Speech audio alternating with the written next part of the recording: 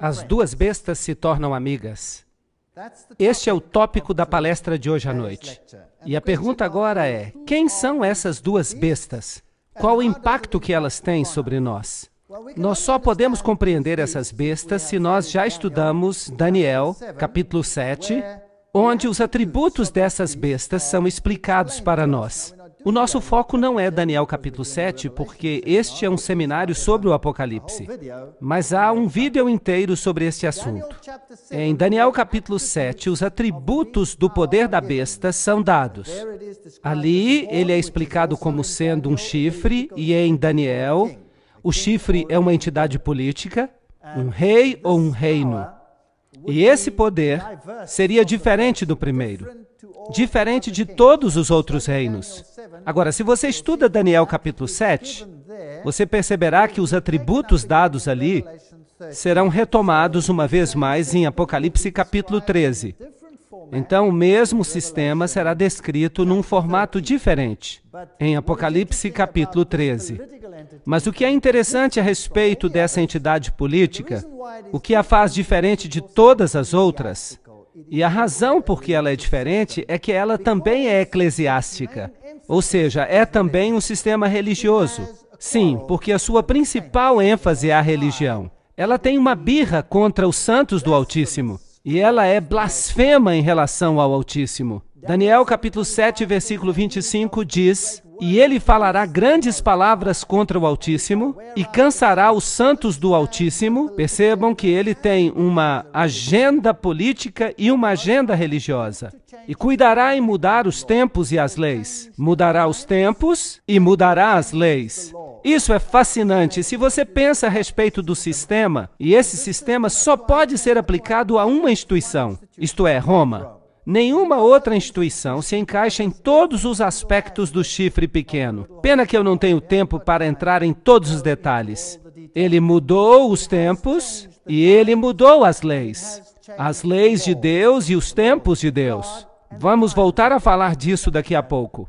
"E eles lhes serão entregues na mão em um tempo e tempos e metade de um tempo." E nós retomamos essa profecia em Apocalipse capítulo 11. Ali está escrito que haveria um poder controlador durante esses 3 anos e meio proféticos, ou 1260 dias proféticos, ou 1260 anos literais. Agora, a besta de Apocalipse capítulo 13, ela é um conglomerado de tudo aquilo que nós vimos em Daniel capítulo 7. Há inúmeros aspectos relacionados a esse animal. Ele tem a cabeça de um leão, a boca de um leão. Lembrem-se que o leão representava a Babilônia em Daniel capítulo 7, mas ele tem as patas de um urso, e o urso representava a Medo-Pérsia. E ele tem também o corpo de um leopardo, e o leopardo representa a Grécia, ainda em Daniel capítulo 7. E então ele tem 10 chifres, e as 7 cabeças e os 10 chifres representam os 10 reinos que nós temos em relação aos animais ali de Daniel capítulo 7. E também os dedos da estátua de Daniel capítulo 2. Então esta é uma besta conglomerada. Ela é composta então de várias filosofias, da Medo-Pérsia, da Grécia, Roma e de Babilônia. E ela fala com a boca de um leão. Então ela fala a linguagem de Babilônia. E eu fiquei em pé sobre a areia do mar e vi uma besta se levantar do mar. O mar, isto é, nações, multidões, povos. Então ela sai das águas, ela sai do meio das nações. E tem 7 cabeças e 10 chifres. E sobre os chifres 10 coroas. E sobre as cabeças o nome de blasfêmia. Aí está uma ligação com Daniel capítulo 7. Esse poder blasfemo que se levanta contra o Altíssimo sai do meio das nações. E em Daniel capítulo 7 nós vemos que ele sai ali de Roma e do Império Romano, e especialmente do Império Romano Ocidental. E a sua influência se espalha em todo o mundo. E a besta que eu vi era semelhante a um leopardo. Então, ela tem a Grécia nela, ela tem a filosofia grega, se você quiser. E é claro, a Igreja Romana certamente tem a filosofia dos gregos nela, porque ela, então, depende do pensamento aristotélico e do pensamento dos filósofos, Orígenes e todos os eruditos gregos. Mesmo aqueles que se levantaram mais tarde no Império Romano, eles também estão representados. E tinha os pés de um urso. Será que Roma tem a filosofia da Medopérsia? Claro que sim, o mitraísmo é a base da sua religião, e ela tem, inclusive, a mitra, que vem dessa religião. E a boca era a boca de um leão. Será que a religião babilônica de Ísis e Osíris, de Baal e Astorete, será que estão todas presentes aí em Roma? E a resposta é sim. Vejam que o leão era um símbolo de Babilônia, mas a parte triste da história é que o dragão lhe deu o seu poder, e o seu trono e grande autoridade. Apocalipse 13, 1 e 2. Esse capítulo nos conta essa triste história, que por trás desse poder está o dragão. E o dragão nada mais é do que o próprio demônio. Apocalipse 12, 9 identifica o dragão como Satanás, mas Satanás opera através de agentes humanos. Em Apocalipse 12, o dragão, operando através de Roma pagã, tentou destruir a Jesus. Foi um oficial romano que tentou matar o menino Jesus, um governador condenou a Jesus, um carrasco crucificou a Jesus, o emblema de Roma selou a sua tumba e um sentinela guardou a sua tumba. Então percebam aí os aspectos romanos. E lhe foi dada uma boca que falava grandes coisas e blasfêmias. Então, essa entidade religiosa e política, ela blasfemaria contra Deus. E poder lhe foi concedido para continuar durante 42 meses. Esse é o período de 42 meses, 42 vezes 30 dias proféticos, chegamos a 1260 dias. E ele abriu a boca em blasfêmias contra Deus, para blasfemar o seu nome, próprio caráter de Deus e o seu tabernáculo. Aí está a referência ao serviço do santuário, o caminho da salvação, explicado aí. Ele rouba as pessoas do poder salvador de Jesus Cristo. Será que essa entidade fez isso? Sim. Ela colocou os santos e Maria e todo tipo de intermediários, até mesmo a própria igreja e os seus delegados, mediarem em favor do homem. E aqueles que habitam no céu. Por isso eles blasfemam contra o próprio Deus. Apocalipse 13, 5 a 6. E lhe foi dado poder para que continuasse durante 42 meses. Apocalipse 13, 5. Então, faria isso abertamente, publicamente, durante aqueles 42 meses proféticos. 42 meses, 42 vezes 30, 1260 dias, um dia equivalendo a um ano. Eu lhes dei um dia por um ano, Ezequiel 4, 6. E isso nos leva de volta à mesma história que nós encontramos em Apocalipse capítulo 11. Vigílio subiu ao trono papal em 538 depois de Cristo, sob a proteção militar de Belisário. Isso é a história. Nós temos uma data de início, quando o papado começou a exercitar o poder que veio do decreto que Justiniano havia promulgado, recebendo poder para corrigir a todos os hereges, aqueles que ousavam pensar de modo independente. Então, a supremacia legalmente reconhecida do papado começou em 538 depois de Cristo, quando entrou em efeito um decreto do imperador, pelo qual, eu já disse, ele se tornou o corretor dos hereges.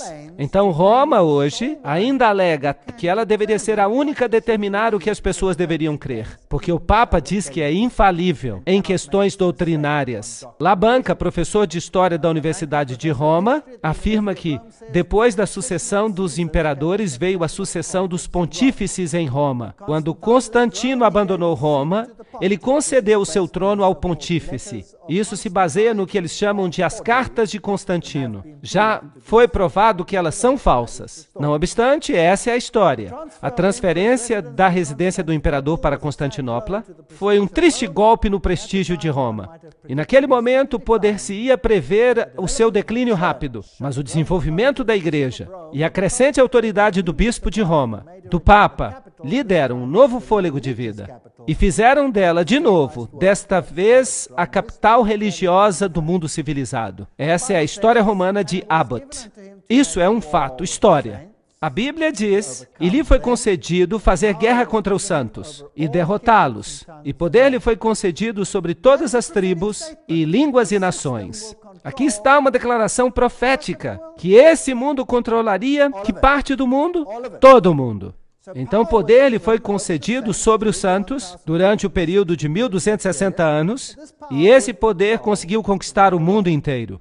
A história de Stanley afirma o seguinte: os papas preencheram o lugar vazio dos imperadores de Roma, herdando seu poder, prestígio e títulos do paganismo. Constantino deixou tudo para o bispo de Roma. Isso não é inteiramente verdade. O papado nada mais é do que o fantasma do falecido Império Romano, que senta coroado sobre o seu túmulo. Então nós temos um imperador.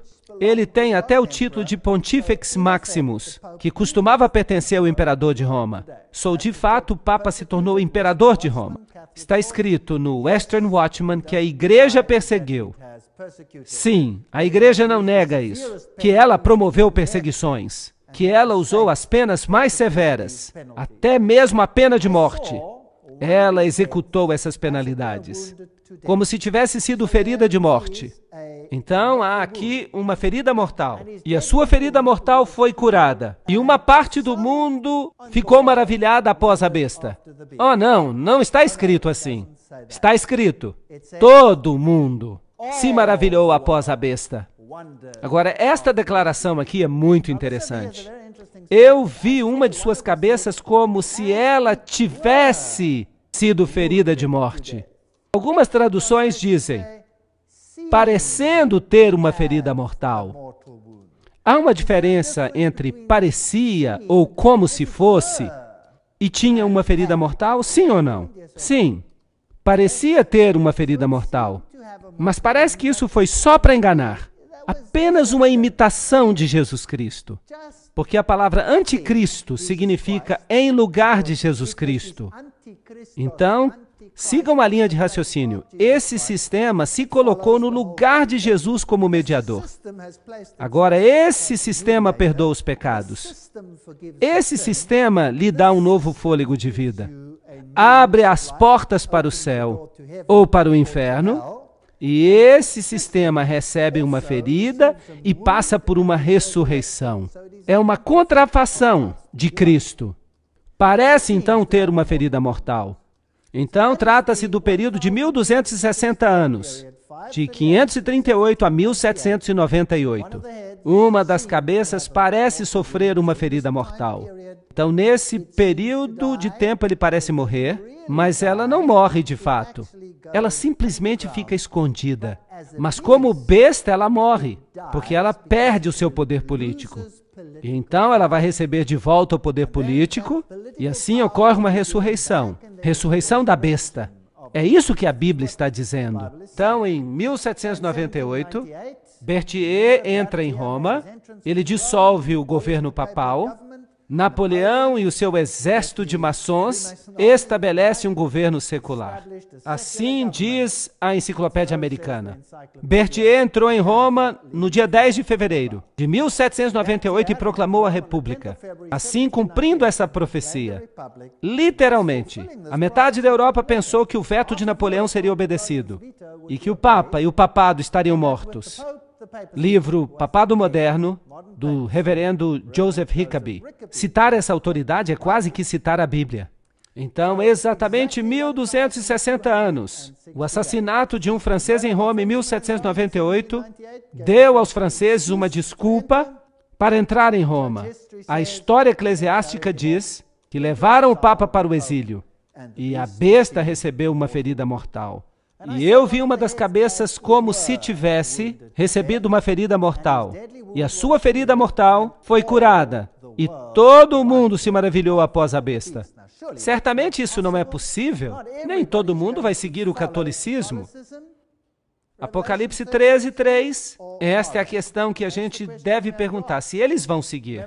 Aqui está um artigo da Crônica de São Francisco, dizendo que o Vaticano fez paz com a Itália, e ambos os lados assinaram com muita cordialidade, e a ferida foi curada entre os dois. Apocalipse 13:7, e poder lhe foi dado sobre todas as tribos, e línguas e nações. Isso é assustador. Roma vai controlar o mundo inteiro. É isso que está sendo dito. Então, um poder religioso universal controlando a consciência de todo mundo. É isso que a profecia fala. E eles adoraram o dragão. Se você seguir esse sistema, mesmo sem querer, você vai estar adorando o dragão, pois ele deu o poder à besta. Isso é um disfarce. Jesus Cristo foi substituído por esse sistema de anticristo, algo que ficou no lugar de Cristo. E adoraram uma besta. Então a besta recebe adoração, e é como se houvesse aqui um sistema de pai e filho, dizendo, quem é semelhante à besta? Quem é capaz de fazer guerra contra ela? Se você se opõe, você será destruído pela guerra? Provavelmente. E abriu a sua boca em blasfêmia contra Deus, para blasfemar contra o seu nome e o seu tabernáculo. Nós já falamos sobre o tabernáculo, trata-se do ministério de Cristo e aqueles que habitam no céu. O próprio Deus sofre blasfêmias. Jesus é removido de seus escritos e todos que habitam sobre a terra a adorarão. Aqueles cujos nomes não se encontram escritos no livro da vida do Cordeiro, morto desde a fundação do mundo. Apocalipse 13, 4-8. Então vocês não acham que é importante que os católicos romanos devessem saber que eles pertencem a esse sistema e mesmo sem querer que eles cooperam com esse sistema e, portanto, adoram o dragão? Eu fiquei feliz por descobrir isso. Vocês não sabem que aqueles de quem vocês são servos, que vocês são servos daqueles a quem vocês obedecem, quer do pecado para a morte ou a obediência para a justiça. Romanos 6,16. Bem, se você obedece a esse sistema, então você faz parte dele. Pois tu disseste em teu coração, eu subirei ao céu, eu exaltarei o meu trono acima das estrelas de Deus. Eu serei semelhante ao Altíssimo. Satanás quer adoração. Então, se nós adorarmos o sistema, então nós estaremos adorando o dragão. O Papa já foi considerado o homem do ano. Eu acredito que os profetas são capazes de olhar através das correntes do tempo. O Billy Graham disse, ele será considerado na história o maior dos papas modernos. Fascinante. Ele, de fato, tem a vontade e a determinação de ajudar a humanidade por meio da espiritualidade. Talvez essa declaração deva ser corrigida. Deveria dizer espiritismo. Isso é maravilhoso, isso é bom. Eu sei que a dificuldade que os líderes têm com essas questões.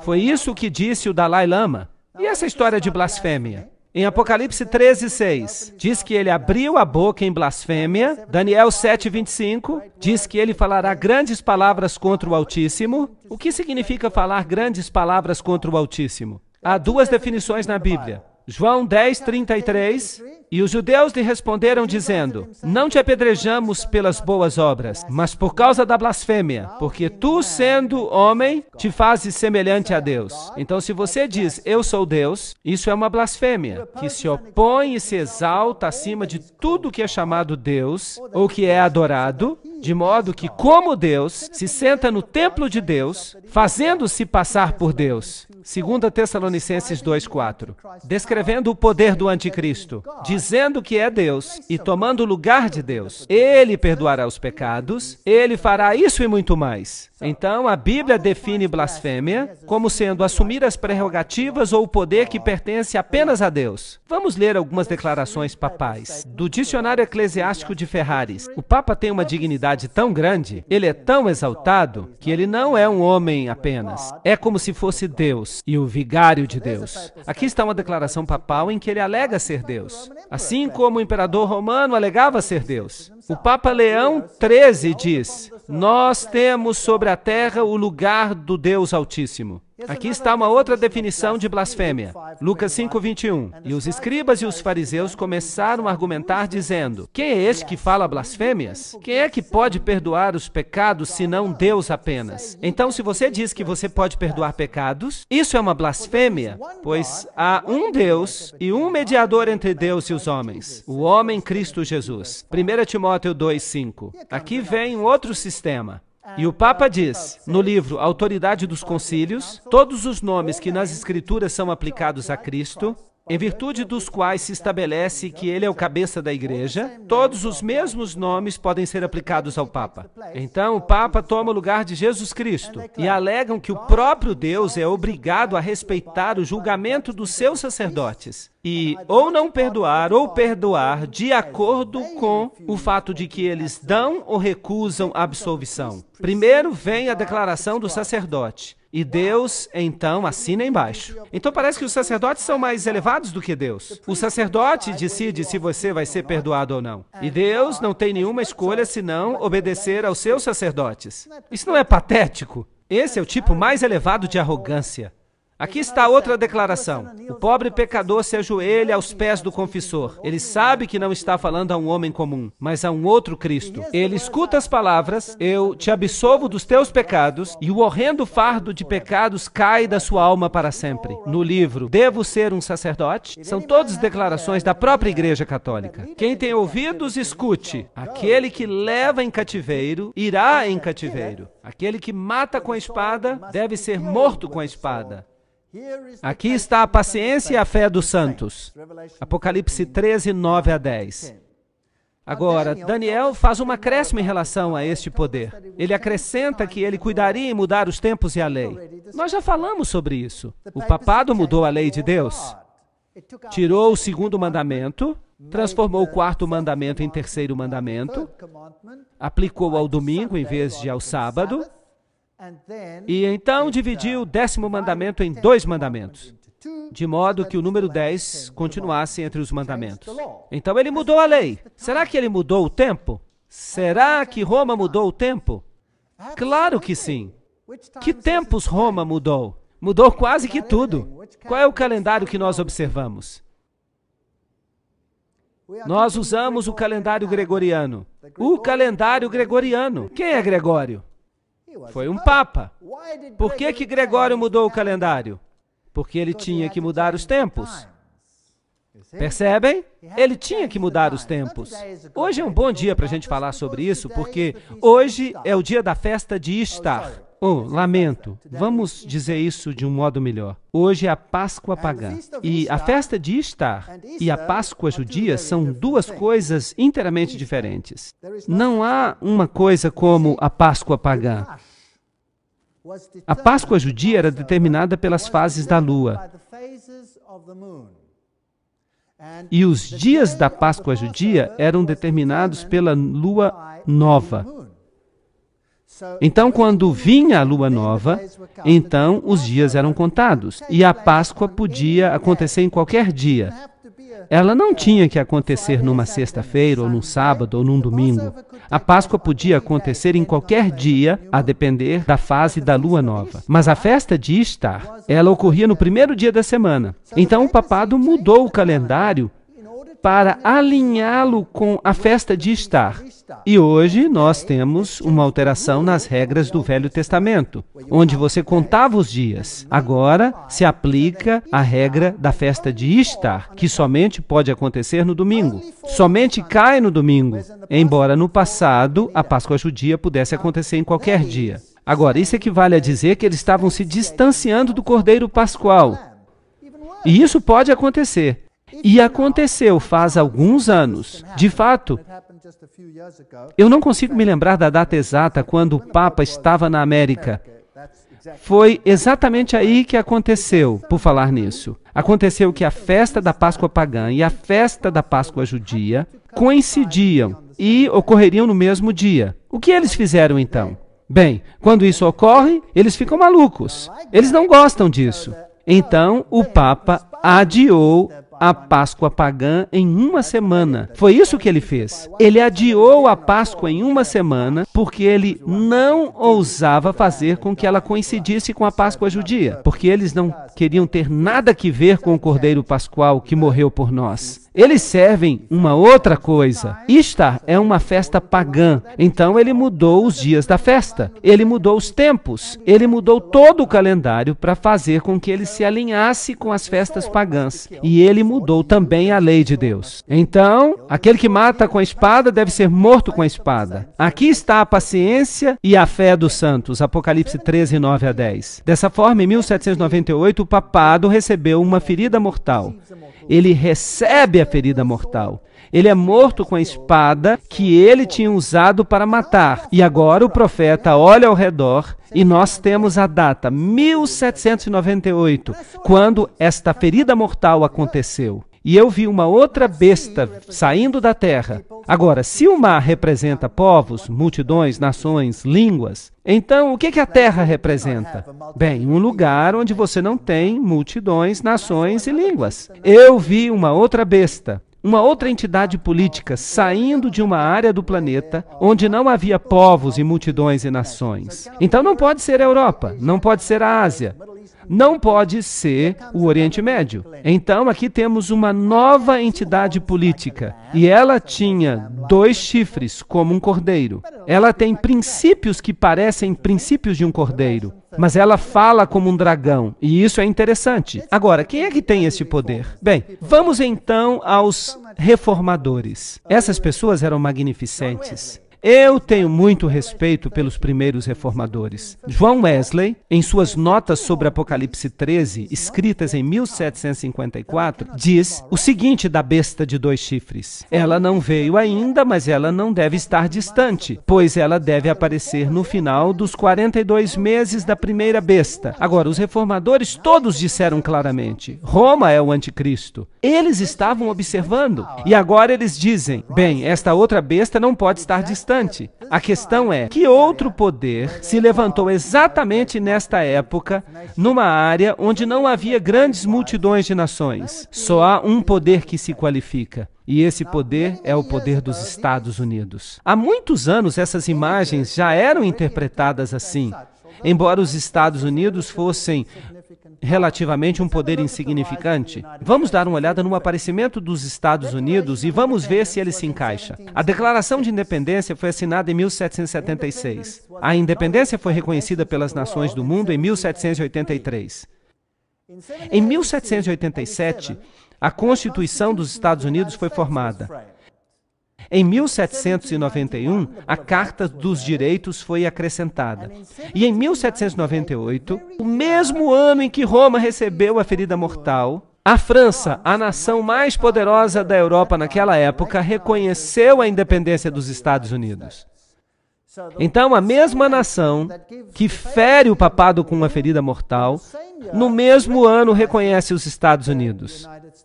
Então o profeta vê que a primeira besta recebeu uma ferida mortal e depois continua olhando e vê outra besta subir, exatamente a tempo, em sentido profético. Em 1863, o ato de emancipação dos escravos. A Torre Eiffel é um símbolo da maçonaria. A Estátua da Liberdade é um símbolo da maçonaria. 1798 é uma data muito importante. Liberdade e justiça para todos. Esse é o princípio que o faz parecer um cordeiro. O dragão, um poder prévio, disse, tirem-nos da terra e enforquem-nos. É assim que o dragão fala. E é assim que o cordeiro fala. Aqui está um princípio semelhante ao de um cordeiro. O Congresso não fará nenhuma lei com respeito ao estabelecimento da religião, ou proibindo o seu livre exercício. Jesus disse a mesma coisa. Dai a César o que é de César e a Deus o que é de Deus. Jesus não veio para forçá-lo em suas decisões. Você pode escolher aceitá-lo ou rejeitá-lo, mas nenhum teste religioso será jamais exigido como qualificação para um emprego público nos Estados Unidos. Nós consideramos que estas verdades são autoevidentes, que todos os homens foram criados iguais, que lhes foi concedido pelo Criador certos direitos inalienáveis. E entre estes se encontram a vida, a liberdade e a busca da felicidade. Princípios semelhantes aos de um cordeiro. Mas esta Constituição terá que ser mudada se é para que haja legislação religiosa e até perseguição. A Constituição deverá ser abandonada. Nós nos movemos de uma república para uma democracia. Os Estados Unidos não eram uma democracia, era uma república. Você podia escolher, mas há uma vasta diferença entre uma república e uma democracia. Percebam que se 10 lobos e um cordeiro têm que votar a respeito do cardápio do almoço, o cordeiro acabará sendo o cardápio do almoço numa democracia. Porque são 10 contra 1. Mas uma república tem princípios inteiramente diferentes dos de uma democracia. A Constituição é central numa república. E você não pode simplesmente votar. Mas isso parece que mudou. A Bíblia diz em Apocalipse 13:11, ele fala como o dragão. Agora, o dragão deu ao primeiro poder o seu trono e grande autoridade. E ele é usado para quê? Para blasfemar a Deus e para perseguir os santos. Não foi isso que ele fez? Vocês creem que o mesmo poder começará a fazer a mesma coisa? Acham que isso é possível? Apocalipse 12:17 diz, então o dragão se irou contra a mulher e foi fazer guerra contra o restante da sua semente, aqueles que obedecem os mandamentos de Deus e têm o testemunho de Jesus. Se você se apega à palavra de Deus e àquilo que os profetas disseram, e se você obedece aos mandamentos de Deus em vez de aos mandamentos dos homens, será que você vai ficar encrencado com o dragão? Então, ele fala como o dragão. Mas como é que o dragão fala? Vamos perguntar como Roma falava. Aqui está um texto do Papa Pio IX, dado em 1864. O Estado não tem direito de deixar o homem livre para que ele escolha a religião que ele considera verdadeira. Muito bem, aqui está a linguagem do dragão. A igreja tem o direito de exigir que a religião católica seja a religião do Estado, com a exclusão de todas as outras. Amaldiçoados sejam aqueles que defendem a liberdade de consciência e de culto, e aqueles que afirmam que a igreja não possa utilizar da força. Essa é a linguagem do dragão. A Igreja Católica Romana deve exigir o direito de liberdade apenas para ela. Civiltà Católica. É uma declaração católica. A Igreja Católica Romana deve dar o seu voto com o propósito de garantir o domínio católico neste país. Mundo Católico, julho de 1870. Essa é a linguagem do dragão. Mas Apocalipse 13:12 diz, exercita toda a autoridade da primeira besta diante dela. Então, significa que ela fará as mesmas coisas que ela fazia no velho mundo. O que ela fará então? Fará com que a terra e todos que habitem nela, todo o mundo, que adorem a primeira besta. Aham! Agora, como é que você força alguém a adorar a primeira besta cuja ferida mortal foi curada? Como é que você força, pela legislação, alguém a adorar a primeira besta? A única forma de fazer isso é através de leis que governem a consciência. Não está certo? Então, se a primeira besta tem regra ou regras e diz que este é o padrão que eu quero implementar, e eu digo, bem, eu não quero ter nada que ver com isso. Isso é contrário à lei de Deus. Então esse poder vem e diz, se você não obedecer, c'est fini. O que então? Então, o segundo poder está garantindo as leis do primeiro poder. E se eu então obedeço a essas leis, então o que de fato eu estou fazendo?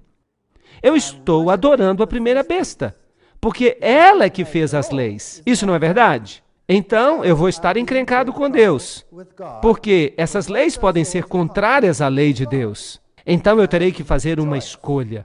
E é isso que a Bíblia diz que vai acontecer. A segunda besta fará exatamente isso. E ela faz grandes maravilhas, de modo que até fogo desce do céu sobre a terra à vista dos homens. O que é isso? Bem, pode ser fogo literal, mas eu acho que nós estamos falando de fogo espiritual aqui.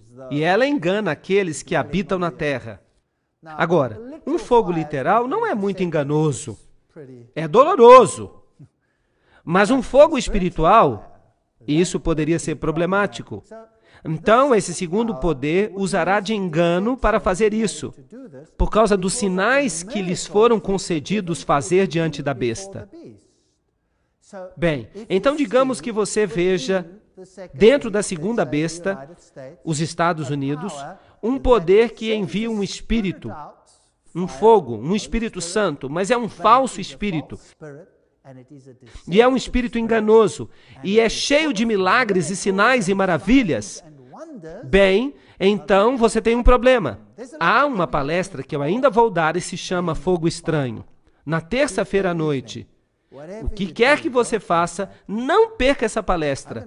Eu vou mostrar a vocês o fogo estranho, do tipo que você não vai querer acreditar, que lhes foram concedidos fazer diante da besta, dizendo àqueles que habitam sobre a terra que eles devem fazer uma imagem à besta que tinha sido ferida pela espada e viveu. Como é que você faz uma imagem para algo? O que é uma imagem? Uma imagem é algo que se parece com o original, não é verdade? Se eu olho num espelho, o que eu vejo? Eu vejo uma imagem, alguma coisa que se parece comigo, certo? Não sou eu, é apenas uma imagem, mas se parece comigo. Agora, com que se parecia a primeira besta? A primeira besta era um poder religioso usando o Estado para enfatizar as suas doutrinas, não é verdade? Agora, se a segunda besta se torna um poder religioso usando o Estado para enfatizar suas doutrinas, mas essas doutrinas são doutrinas da primeira besta, de Roma, e eles estão forçando que o mundo inteiro obedeça a Roma,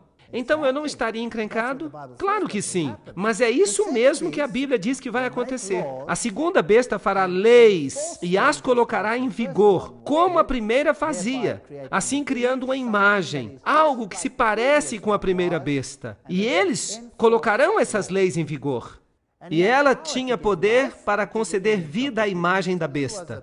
Então essa será uma entidade política muito poderosa, para que a imagem da besta pudesse falar, de modo que aqueles que se recusassem a adorar a imagem da besta fossem mortos. Vocês acham que os Estados Unidos têm poder para dizer, se o seu pequeno país não me obedecer hoje, eu vou destruí-lo? Sim ou não? Eu acho que sim. Ele tem poder de fazer isso. E ele certamente o fará. E ele certamente tem feito isso ultimamente.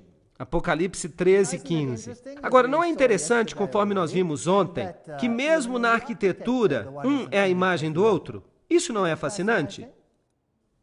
Então, este fascinante edifício e todas as suas leis e estatutos que são protegidos pela Constituição, aqui a primeira besta, aqui um sacerdote indo ao Vaticano, e aqui está a guarda suíça representando o Estado protegendo a igreja. Aqui você vê o Papa com todas as bandeiras das nações ao redor dele. Será possível que as nações fiquem ao redor dele de modo aleatório? Como será que o Papa vai mudar o mundo? A revista Esquire diz que ele certamente vai mudá-lo. Este foi o Papa mais carismático de todos os tempos. E o Ronald Reagan foi o presidente que começou a fazer um pacto com ele.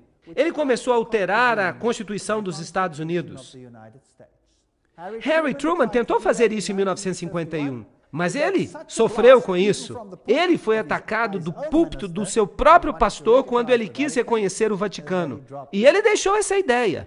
Mas Ronald Reagan, sem problema, ele conseguiu fazê-lo. Mesmo o próprio pastor batista do presidente em Washington denunciou a ideia do púlpito quando Truman tentou executá-la. Aqui está um sinal maçônico. Lembram-se do dedo na boca? O que isso significa? É o sinal de Horus. Silêncio, algo secreto.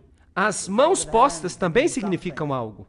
Somente o presidente Ronald Reagan e o Papa estavam presentes na Biblioteca do Vaticano naquele dia. Um de seus primeiros objetivos como presidente, falou Reagan, era reconhecer o Vaticano como Estado e fazer do Vaticano seu aliado. Isso é contrário à Constituição americana. Ambos receberam uma mini ferida e sobreviveram. Isso não é significativo, é apenas interessante. É como se a imagem estivesse seguindo a besta. João Paulo está triunfante. Aqui nós temos um outro sinal. Nós temos Gorbachev e o papado juntos, trocando presentes. A festa já tinha acabado. O comunismo já tinha servido o seu propósito. Ele podia desaparecer. E o homem estava sem país. Aqui está uma bela piada num jornal da África do Sul. O ovo é o comunismo. E está escrito, Mar has done niks inne. Não há nada aqui. Vejam que é uma piada para fazer as pessoas crerem de um modo ou de outro. E então, finalmente, quem receberia o crédito pela queda do comunismo? Se o comunismo tinha sido inventado para subjugar a Igreja Ortodoxa e eliminar o pensamento protestante na Alemanha Oriental, e ele certamente fez isso, uma vez que ele tinha conseguido isso, o comunismo poderia ser eliminado. E ele foi dissipado. E quem recebeu crédito por isso? O Papa recebeu crédito por isso.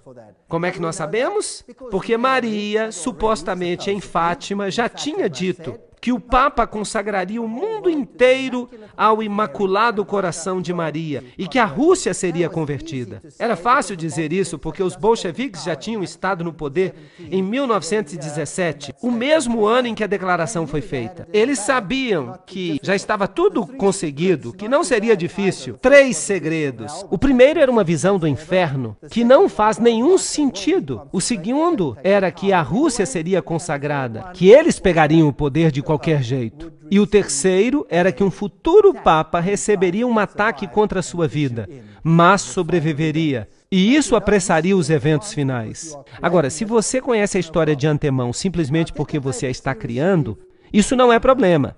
Agora, será que o Papa recebeu o crédito por isso? Aqui está a visita papal aos Estados Unidos, St. Louis.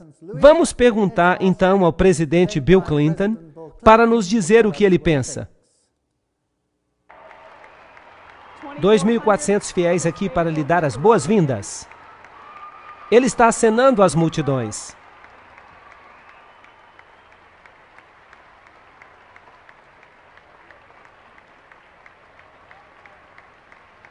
O arcebispo Regali está junto com o Papa enquanto ele aperta as mãos da primeira-dama.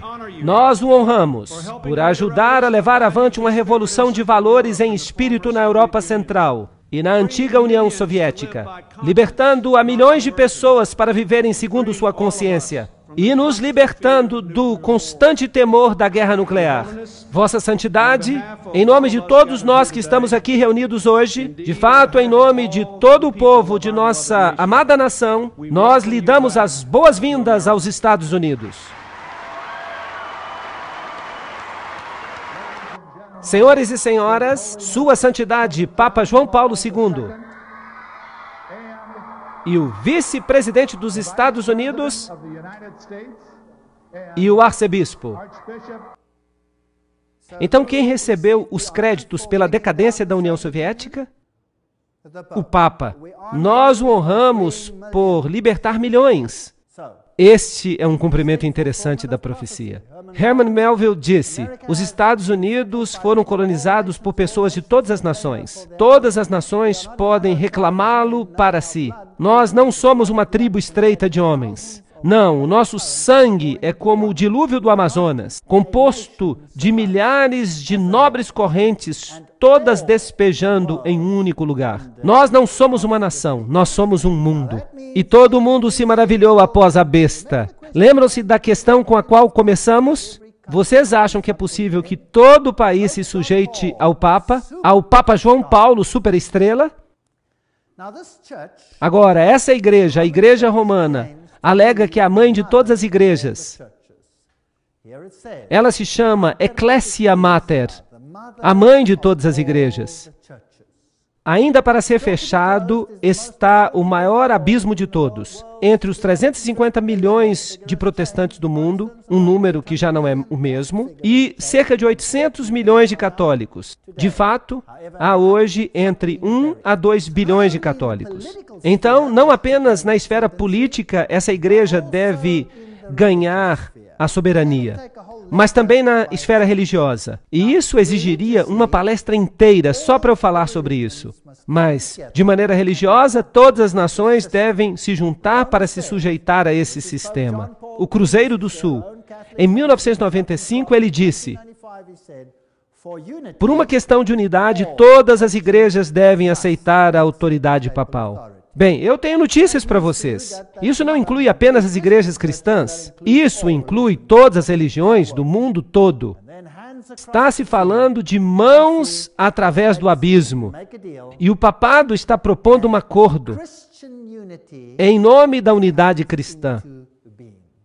E ela realizou grandes sinais, fazendo até que fogo descesse do céu à terra à vista dos homens. Apocalipse 13:13. Então, o segundo poder usaria agora a religião na tentativa de unir o mundo inteiro sob um único sistema. E eu pergunto, nos últimos anos, a religião se tornou um assunto importante nesse planeta, sim ou não? Aham! E que religiões estão representando a tese e a antítese? A cultura judeu-cristã está sendo contraposta à cultura islâmica. E das duas deve surgir uma síntese. Nós estamos vivendo numa época interessante. Apocalipse 13:14. Por causa dos sinais, lhe foi concedido poder para agir em favor da primeira besta, enganando os habitantes da terra. Atos 2:3 diz, e eles viram como que línguas de fogo que se separavam e desciam sobre eles. Essa besta vai usar um tipo de fervor religioso supostamente pelo Espírito Santo, fazendo com que o fogo desça, um suposto derramamento do Espírito Santo sobre as pessoas. Será que o fervor religioso vai causar um conflito? Vocês acham que isso é possível? Uau, eu acho que nunca foi tão possível como agora. Bem, eu acredito que a Bíblia está sendo atual. A Bíblia nos diz que os Estados Unidos da América, que se levantaram no momento oportuno, cuidarão de mudar sua fala como de cordeiro para a fala como de dragão. Eles hão de se tornar um poder perseguidor, assim como foi Roma no passado. E assim, o mundo inteiro vai seguir a besta.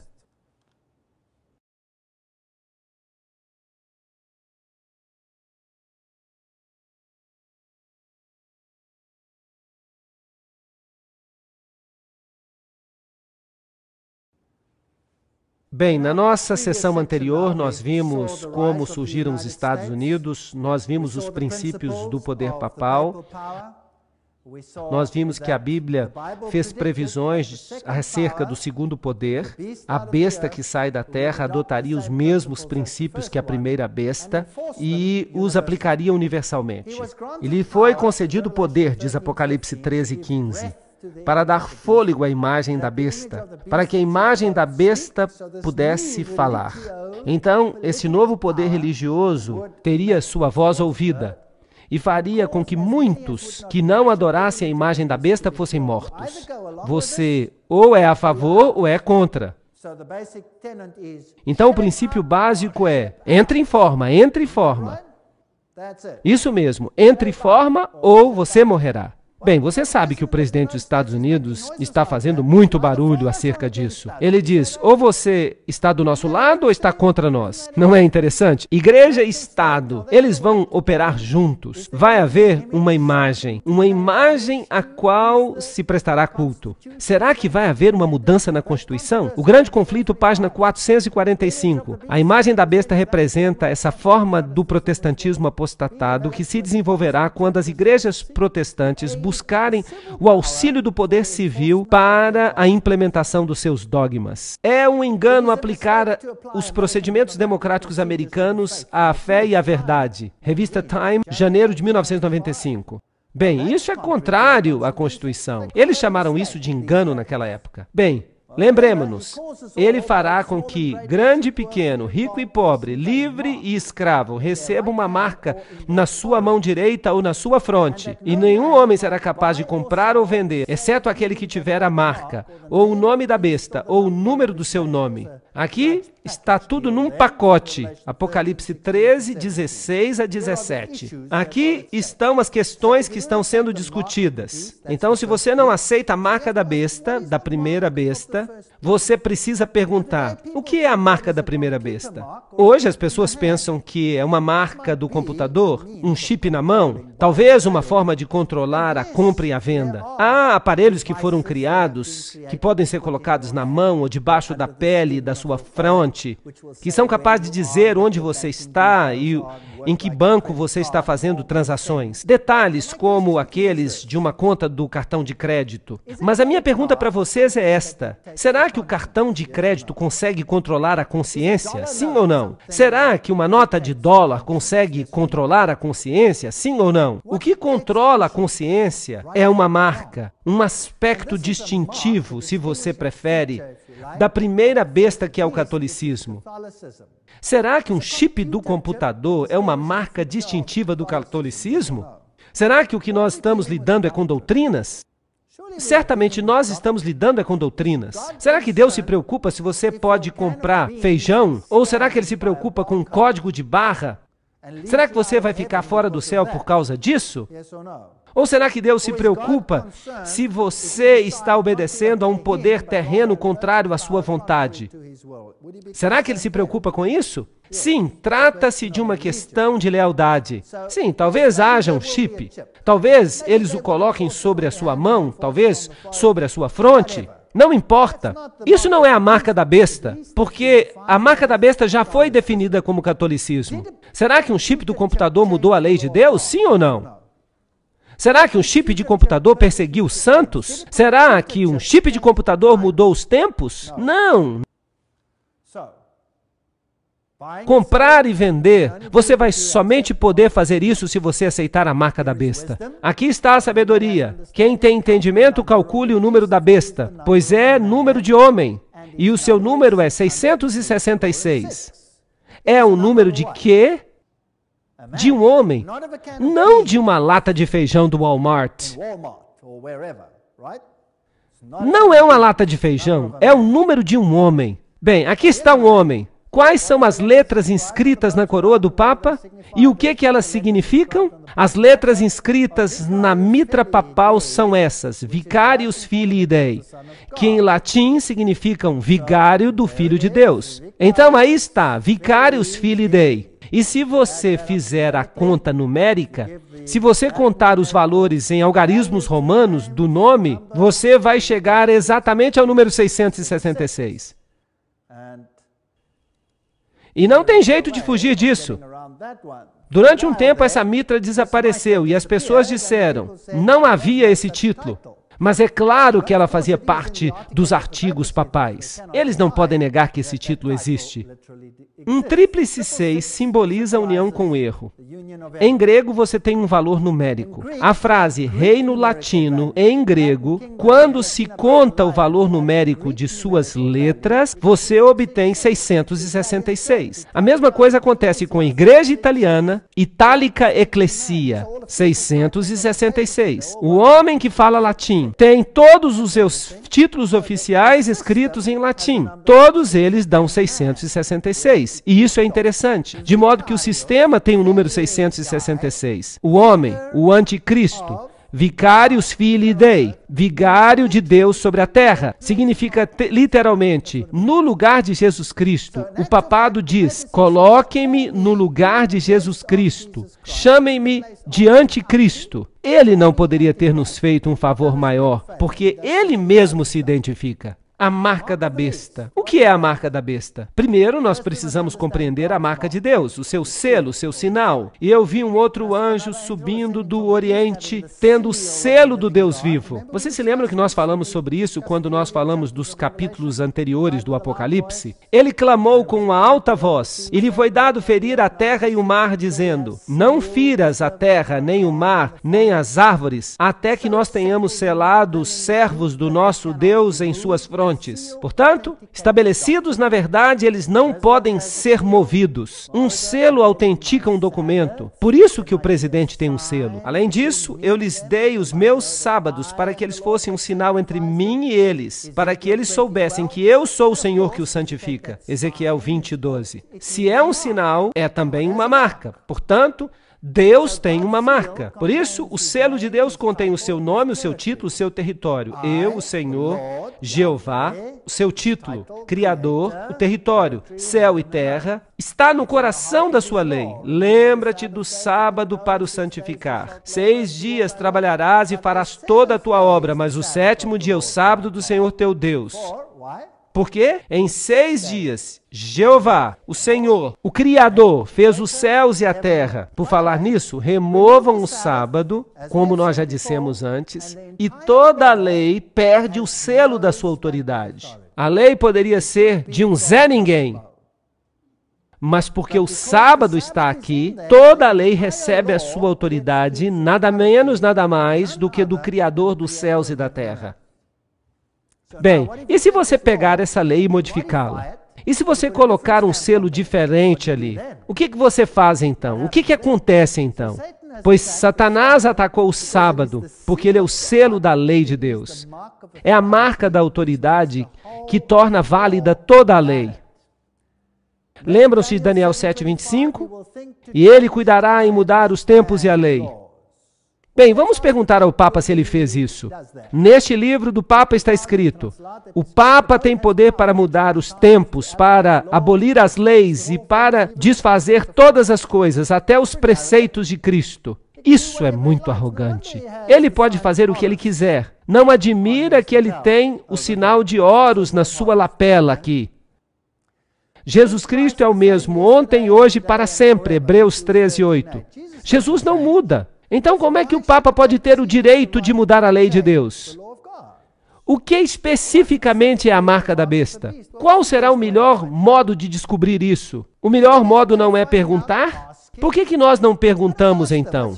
Papa, qual é a sua marca? A marca da besta deve ser o sinal da autoridade da Igreja Romana. Não é verdade? Vamos perguntar a eles. Cardeal Gibbons. Claro que a Igreja Católica alega que a mudança foi sua ação. Mudar o sábado para o domingo. E o ato é uma marca de seu poder eclesiástico e de sua autoridade em assuntos religiosos. Aqui está. A Igreja está dizendo qual é a marca do seu poder. Há uma outra declaração interessante no Registro Católico de 1º de setembro de 1923. O domingo é a nossa marca de autoridade. A Igreja está acima da Bíblia. E esta transferência da observância do sábado é prova disso. Aí está, na cara de Deus. Nós, a Igreja, temos o poder de mudar a lei. Nosso selo de aprovação pode fazer isso. Nosso selo foi que mudou o dia de adoração. Por falar nisso, qual é o Dia Internacional de Adoração hoje? O domingo. É isso mesmo. Nos países muçulmanos, o dia de adoração é a sexta. Mas em que dia as lojas fecham? No domingo. É isso mesmo. Em Israel, é o sábado. Mas em que dia os bancos fecham? No domingo. E o ministro do Interior quer introduzir o domingo como segundo dia de descanso. Isso é interessante. Schafft endlich sin Wettergärung, diz o Papa. Continuem com isso, continuem com o governo mundial. Em sua viagem à Polônia, o Papa João Paulo denunciou o materialismo excessivo e a separação entre a Igreja e o Estado. E o que dizer da união entre Igreja e Estado, onde a Constituição americana os separa? Eu quero ouvir algum americano se levantar e gritar: deem-nos justiça, deem-nos decência e ao inferno com a Constituição. Isso estava no jornal The Catholic News, em 1963. Aqui está o ministro da Justiça dos Estados Unidos dizendo: a parede de separação entre Igreja e Estado é uma metáfora baseada numa história ruim. Essa é uma declaração horrível. Uau! Uma metáfora que se mostrou inútil como guia para o nosso julgamento. Ela deveria ser franca e explicitamente abandonada. Ok, os Estados Unidos estão começando a falar como dragão, certo ou errado? Sim, essa é a linguagem do dragão. Aí está, o ministro da Justiça disse essas palavras, uma metáfora baseada numa história ruim. Aqui está um artigo da revista Time, em 1995, dizendo: o muro de separação entre a igreja e o Estado que foi erigido pelos humanistas seculares. Alô? Será que eles conseguem torcer a verdade? E outros inimigos da liberdade religiosa. Eu pensei que tivesse sido colocado ali pelos amigos da liberdade religiosa. Bem, esse muro caiu. Aqueles que se opunham às nossas opiniões agora são os novos fascistas. Agora, isso é interessante. Aqui está o bully chamando a tampa de preta. Isso não é fascinante? Agora temos um fascista chamando um fascista de fascista. Aí está o pensamento jesuíta dialético. É brilhante, é tão inteligente, porque somente um fascista pode fazer uma regra que comanda a consciência. E se você se recusa a obedecer a essa regra, porque você aceita uma outra regra, você se torna, por princípio, um fascista. Porque você está aceitando um regime totalitário, você está aceitando a Deus, mas eles estão aceitando um outro tipo de governo, e esse é o do Estado. O jornal St. Louis Post-Dispatch fala: à medida que o segundo século depois da Carta dos Direitos chega ao fim, a Suprema Corte está redefinindo o que a liberdade religiosa significará no terceiro século. De modo amplo, a nova abordagem da Corte ajuda as religiões convencionais, embora fira as religiões que são pouco convencionais. É melhor você entrar no barco, senão... E vai ficar pior. Eu estou trazendo notícias ruins, mas felizmente eu estou muito alegre a respeito disso. Vocês já notaram? E isso é uma coisa que as pessoas acham difícil de entender. Eu não estou alegre com isso. Eu não descobri isso. Eu não descobri. Eu sou apenas um papagaio repetindo o que outras pessoas já descobriram. Eu estou alegre é porque isso é o cumprimento da profecia. E quando a profecia é cumprida, isso nos informa quem está no controle. Quem está no controle? Deus está no controle. E quando isso se cumpre, eu sei que eu vou logo para o meu lar. E quanto mais depressa, melhor. Vão em frente, acabem logo com isso. Nós queremos ir para casa. Não queremos lágrimas, não queremos choros, não queremos crimes. Não queremos mortes ou estupros, não queremos coisas terríveis que acontecem com as crianças. Tudo isso vai passar. Não vamos precisar de chaves, não vamos precisar de nada. Vai ser ótimo. Parece claro, e isso é o ministro da Justiça falando, parece claro que por estas leis o Estado nos compele, sob a sanção da lei, a que nos abstenhamos de trabalho ou de recreação no domingo, por causa da opinião da maioria quanto a esse dia. Pela lei, o Estado torna o domingo um símbolo de respeito ou aderência. Pat Robertson disse: a próxima obrigação que um cidadão da ordem mundial de Deus deve a si mesmo é lembrar-se do dia de guarda para torná-lo santo. Esse é um mandamento que beneficia cada cidadão pessoalmente. As civilizações mais adiantadas se levantam quando as pessoas podem descansar e receber inspiração de Deus. As leis nos Estados Unidos que ordenam um dia de descanso foram anuladas como uma violação da separação entre igreja e Estado. Isso é um insulto direto a Deus e a seu plano. Somente aquelas políticas que se provam claramente seculares são reconhecidas. Esqueçam daquela Constituição estúpida que separa a igreja do Estado. Vamos fazer diferente. Vamos unir igreja e Estado. Vocês conseguem perceber uma imagem da besta aqui? Uau, isso é muito fascinante.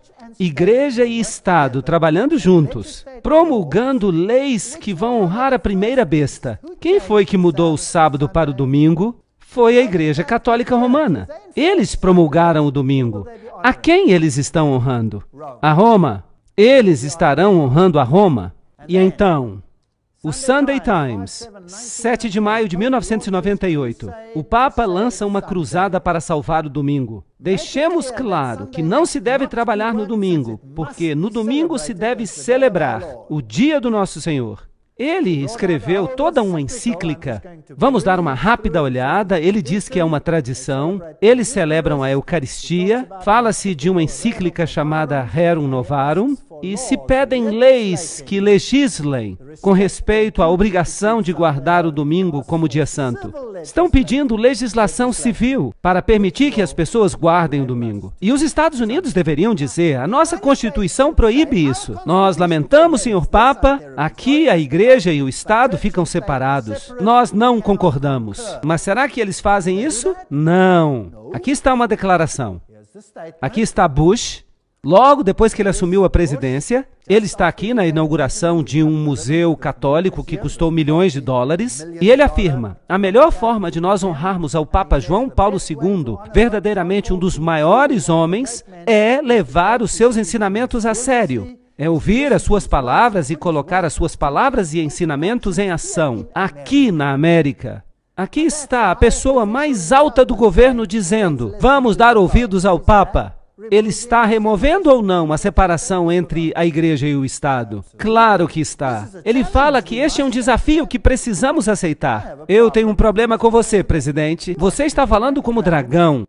Não está, gente? Claro que está. Será que ele está cumprindo a profecia? Sim. Será que eu estou zangado com ele? Não, claro que não. Ele está cumprindo a profecia. E isso significa que nós vamos voltar para casa. Ele exercita todo o poder da primeira besta. Será que ele tem o poder de dizer às nações e aos indivíduos o que devem fazer? Sim ou não? Claro que tem. E faz com que a terra e aqueles que moram nela, que adorem a primeira besta. Está dizendo que é melhor que obedeçamos a este sistema, cuja ferida mortal foi curada. Esfregue uma religião na outra durante muito tempo, e uma delas vai se levantar como um grande cogumelo para defender a outra. A liberdade sem restrição de pensamento e de abertamente fazer conhecidos os pensamentos não está inerente nos direitos dos cidadãos. E de jeito nenhum deve merecer o nosso apoio. Não se deve dar permissão às pessoas que digam o que pensam. É isso que o Papa está dizendo. O Papa Gregório disse isso. Será que os Estados Unidos estão agora dizendo as mesmas coisas? O presidente não acabou de dizer que aqueles que dizem isso e aquilo são os novos terroristas? É melhor que você não diga nada contra nós, senão... Ele disse ou não? Sim, ele disse. Ele está dizendo as mesmas coisas. Interessante. E nós já lemos esta daqui. Se nós católicos nos tornarmos a maioria numérica suficiente neste país, poremos um fim na liberdade religiosa. Bispo de St. Louis, 23 de novembro de 1851. Vão colocar rapidamente um fim na liberdade religiosa. No venerável dia do sol, que os magistrados e as pessoas que residem nas cidades descansem e que todas as lojas fechem. Esse foi o edito de Constantino. Os cristãos não deveriam judaizar. Essa é a parte mais fascinante. Se as nações fizerem uma lei dominical mundial e disser, aí está, todos precisam descansar no domingo, eu vou dizer, tá bom, é justo, eu não vou me opor. Eu vou ganhar mais um dia de folga. E se eles disserem que é para a gente guardar a quarta, a quinta e a sexta, eu vou dizer, oba, agora eu posso ficar a semana toda em casa. Estão entendendo? Mas há algo diferente nessa lei. A lei também diz, além de não trabalhar no domingo, o que ela está dizendo? Os cristãos não deveriam judaizar, eles não devem guardar o sábado, ficar ociosos no sábado. Então, a lei está dizendo algo mais. Ela deve também me impedir de obedecer a Deus. Isso é interessante. Eles devem trabalhar nesse dia, o sábado, mas o dia do Senhor eles devem especialmente honrar. Agora, isso também aconteceu com Faraó. Faraó emitiu um decreto e Moisés foi até Faraó e ele disse, isso não vai acontecer. E Faraó disse, você, Moisés, você tem que obrigar o povo a descansar. E a palavra descansar que é usada ali no Velho Testamento é a palavra Shabat. Você deve obrigar o povo a descansar, Shabat. Eu estou dizendo a seus trabalhadores, eu vou aumentar o trabalho deles. Ninguém mais vai colher a palha para eles. Eles vão trabalhar. Que tipo de lei Faraó fez? Ele fez uma lei contra o sábado. E Constantino também fez uma lei contra o sábado. Claro, ao mesmo tempo ela era favorável ao domingo, mas isso não é a coisa mais importante para mim. A coisa mais importante aqui é que ele proibiu as pessoas de descansarem no sábado. E Faraó fez a mesma coisa. Agora, qual foi a resposta de Deus a Faraó? Quando o faraó disse, eu vou forçar vocês a trabalharem no dia de sábado, o que aconteceu? As pragas caíram. Caíram sobre eles, e a Bíblia fala que haverá pragas no final dos tempos. Elas vão cair sobre eles, certo ou errado? Os paralelos são absolutamente fantásticos. Desde a época dos apóstolos até o Concílio de Laodiceia, cerca de 364, a observação sagrada do sábado dos judeus continuou, como pode ser provado por muitos autores, mesmo a despeito do decreto do Concílio contra ela. Vejam que os primeiros cristãos ignoraram os decretos papais, que o sábado continua a ser guardado, não obstante o decreto do Concílio contra ele, também pode ser percebido pelo fato que o Papa Gregório I escreveu contra os cidadãos romanos, proibindo qualquer trabalho feito no sábado, isto é, no domingo, porque as pessoas continuavam trabalhando no domingo. Então vejam que a igreja primitiva guardava o sábado. Agora aqui está outro decreto interessante, proclamado pela primeira besta. No Sínodo de Toulouse, em 1163 d.C., foi emitido o seguinte decreto: os bispos e sacerdotes tomem cuidado e proíbam, sob pena de excomunhão, qualquer pessoa de presumir ou dar apoio ou auxílio aos seguidores dessa heresia, a guarda do sábado. Este foi o decreto contra os valdenses. Eles escolheram guardar o sábado bíblico. Então o Papa disse, hereges, isso não deve acontecer. Onde quer que estes sejam descobertos, não se deve ter com eles nenhum negócio de compra ou venda. Então a primeira besta proclamou um decreto que aqueles que guardassem o sábado receberiam um boicote econômico. Não deveriam comprar ou vender, de modo que, privados do auxílio normal da vida, eles fossem compelidos a se arrepender dos seus maus caminhos. Quem ousar desrespeitar essa ordem, seja excomungado, que seja considerado um parceiro deles na mesma culpa. A todos que encontrarem, que sejam aprisionados pelos príncipes católicos e sejam punidos com a perda de todas as suas posses. Este foi um decreto católico romano. Você não pode comprar ou vender se você continuar a guardar o sábado, e nós vamos tirar tudo o que você tem de você. Mas será que os valdenses deram ouvidos? Não. E então qual foi a próxima coisa a acontecer? O rei Ildefonso de Aragão baniu todos os valdenses em 1194. Essa foi a consequência. Enviaram os militares e os militares os dizimaram. Mataram a todos. Então houve uma lei dominical, houve uma lei contra o sábado incluída nela, não foi permitido que comprassem ou vendessem, e então um decreto de morte. Foi isso que a primeira besta fez. Será que a segunda besta vai se tornar parecida com a primeira? Acham que é possível? Será que a imagem vai fazer a mesma coisa? Parece que sim, porque o autor Harold Lindsell, editor da revista Cristianismo Hoje, ele diz que todo o comércio, incluindo os postos de gasolina, deveriam fechar aos domingos, por força de uma legislação por intermédio de oficiais que foram devidamente eleitos pelo povo. Estão pedindo a mesma coisa. A Bíblia prevê uma confederação de todas as religiões no futuro. Sim, nos Estados Unidos, tentando unir a igreja e o Estado. E as pessoas vão ser pegas num fervor religioso, por um suposto derramamento do Espírito, com sinais e maravilhas. E isso vai convencê-los de que Deus está com esse movimento. Está fazendo sentido? É assustador. Eu acho que é assustador. Então, uma crise vindoura é parecida com a dos dias de Daniel. O rei de Babilônia, um líder mundial poderoso, estabeleceu uma imagem de contrafação e obrigou que ela fosse adorada em contrariedade aos mandamentos de Deus. Mas aqueles que eram dignos, eles se recusaram a se prostrar diante da imagem. E como consequência, houve problemas sérios. Daniel 3,15 diz exatamente como esta cerimônia religiosa foi realizada. Agora, quando vocês ouvirem o som de todos os tipos de música, se vocês estiverem dispostos a se ajoelhar e adorar a imagem que eu fiz, muito bom. Mas se vocês não a adorarem, serão jogados imediatamente na fornalha ardente. Será que a música pode ser importante para poder produzir um fervor religioso?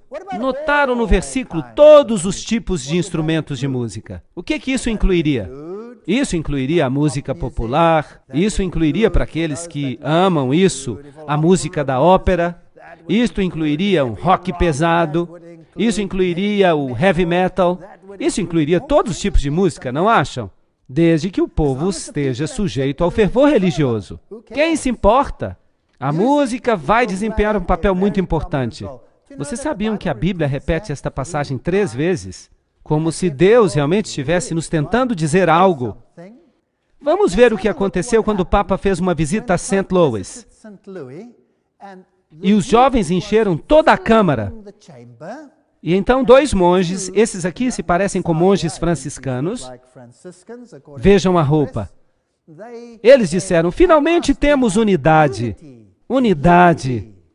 Paz. Paz na terra. E o que é que a Bíblia diz quando as pessoas começarem a dizer paz? Então nós temos um problema. E quando o Papa entra, esses jovens ficam histéricos. E todo tipo de música é usado para satisfazer a fome de sua alma. Desde a linda música do coral, aliás, um coral ecumênico, todas as religiões cantando juntas, até a música popular, com os braços levantados, as freiras estavam balançando os braços, e houve também rock pesado de um tal de DC Talk, e outras bandas assim. Quando o Papa entra, então há muitas danças no Senhor e todos os aspectos semelhantes. E um dos sacerdotes católicos está falando para o DJ ali. E ele diz, o repórter então faz uma pergunta para o sacerdote católico. Você acha que tem alguma religião nessa música alta? E o sacerdote responde, claro que há. Porque Deus está em toda boa música. A boa música da reforma. E essa música, bem, os jovens a compreendem. E isso basta. Mas vamos observar e ver o que acontece. Ah, foi ótimo. Nós tivemos uma sensação ótima de paz. Paz, amor e unidade. Unidade. Todas as nações virão e adorarão diante de ti, Senhor. E todas as nações se prostram.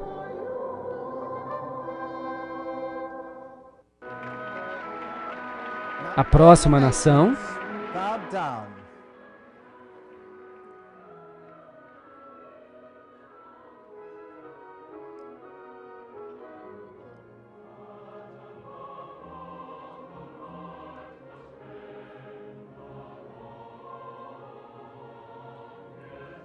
Next nation.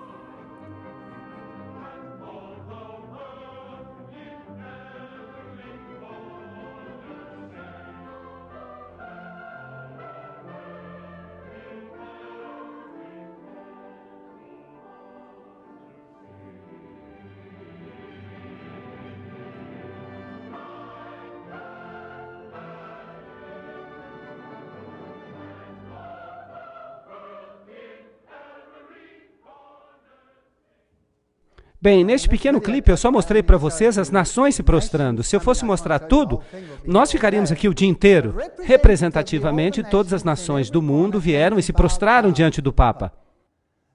A música e as outras questões que eu mencionei prepararam o palco para os jovens e para os velhos. Eu vou mostrar o resto do clipe numa outra palestra. Mas nós vamos continuar nesse caminho interessante. Então, o mundo está preparado para aceitar essa autoridade. Mas a Bíblia diz em Romanos 6,16, não sabeis que a quem obedeceis, vós vos tornais seus servos, quer do pecado para a morte, quer da obediência para a justiça. Então, se vocês obedecerem este sistema, e o papado já solicitou essas leis, ele já solicitou. O presidente americano já disse que vai obedecer às orientações do Papa.